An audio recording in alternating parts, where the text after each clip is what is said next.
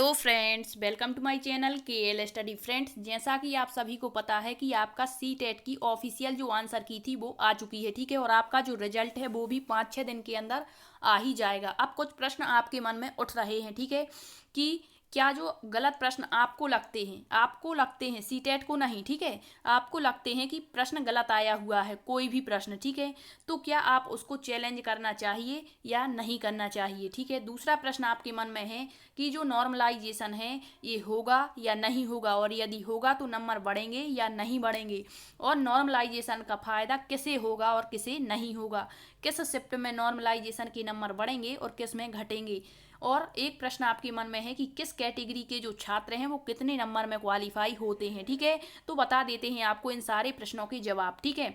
तो सबसे पहले आपको, यदि आप बिल्कुल ही श्योर हैं कि ये प्रश्न आपका गलत है, तभी आपको चैलेंज करना है। बाकी आपको चैलेंज करने की कोई ज़रूरत नहीं है, क्योंकि 1% चांस ही होते हैं कि CTET कोई भी प्रश्न का जो आंसर है या प्रश्न है वो गलत डाले, ठीक है। और यदि आप चैलेंज करते हैं तो आपको पता होगा कि एक प्रश्न के लिए चैलेंज करने के लिए 1000 रुपीज़ लगते हैं, ठीक है। और यदि आप 5 प्रश्नों को चैलेंज करते हैं तो आपको 5000 रुपये देने होंगे। और ये जरूरी भी नहीं होता है कि CTET आपका मतलब जो चैलेंज किया है उसे माने या ना माने, ठीक है, ये उसके ऊपर डिपेंड करता है।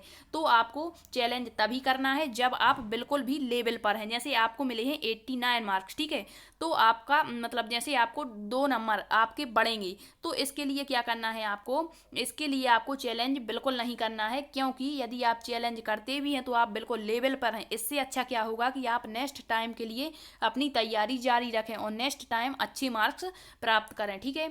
अब देख लेते हैं कि मतलब जो एक शिफ्ट मतलब 21 तारीख की जो शिफ्ट थी उसमें जो आपका एग्जाम्स हुआ था CTET का, उसमें जो हिंदी का गद्यांश था, क्या था, हिंदी का गद्यांश, उसमें गद्यांश अलग टाइप से दिया गया था, उसके प्रश्न जो थे उससे मैच ही नहीं हो रहे थे, तो उसके 8 से 9 नंबर आपके बढ़ेंगे, ठीक है। इसके लिए आपको चैलेंज करने की कोई ज़रूरत नहीं है, ये CTET की गलती थी, इसके कारण CTET ही आपके नंबर बढ़ाएगा, इसके लिए चैलेंज करने की ज़रूरत नहीं है, ठीक है।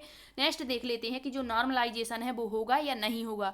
तो ऐसा कुछ CTET ने अभी नहीं बताया है कि नॉर्मलाइजेशन होगा, और यदि होगा भी तो नंबर किसके बढ़ेंगे। तो आपको बता देते हैं कि जो भी शिफ्ट मतलब थोड़ी सी हार्ड रही है, थोड़ी नहीं मतलब ज़्यादा ही हार्ड रही है, उस शिफ्ट के मार्क्स बढ़ सकते हैं, और जो इजी रही है उसके कम हो सकते हैं। लेकिन अभी ये बिल्कुल क्लियर नहीं किया है हमारे CTET ने कि नॉर्मलाइजेशन होगा, ठीक है। अब नॉर्मलाइजेशन का फ़ायदा किसे होगा, तो उसे होगा जिसकी शिफ्ट थोड़ी सी हार्ड रही है, ठीक है, और जिसके मतलब लेवल पर ही मार्क्स हैं। जैसे आपके 80 मार्क्स हैं, ठीक है, और 82 में आप क्वालिफाई होंगे OBC वाले, ठीक है, तो इनको 2 नंबर का फ़ायदा होगा, ठीक है। यहाँ पर नेक्स्ट क्या है, किस कैटेगरी के छात्र कितने मार्क्स में क्वालिफाई होते हैं। तो ये तो सभी को पता होता है कि जो हमारी SC ST OBC कैटेगरीज होती हैं इनमें 82 मार्क्स चाहिए होते हैं क्वालिफाई के लिए, और जो हमारी जनरल कैटेगरी होती है उसको 90 मार्क्स चाहिए होते हैं क्वालिफाई के लिए। तो आई होप आप इन सारे प्रश्नों के जवाब समझ गए होंगे, ठीक है।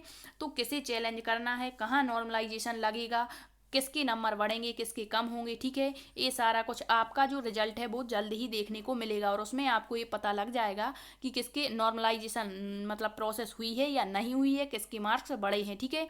और इसके अलावा आपने अपने जो आंसर की है वो आपकी रिस्पॉन्स की के साथ में मिला ली होगी, और आपने कितने मार्क्स प्राप्त किए हैं ये भी आपको पता चल गया होगा। आई होप आपको इन सारे प्रश्नों के जवाब मिल गए होंगे। यदि वीडियो पसंद आया हो तो लाइक शेयर सब्सक्राइब जरूर करें। Thank you.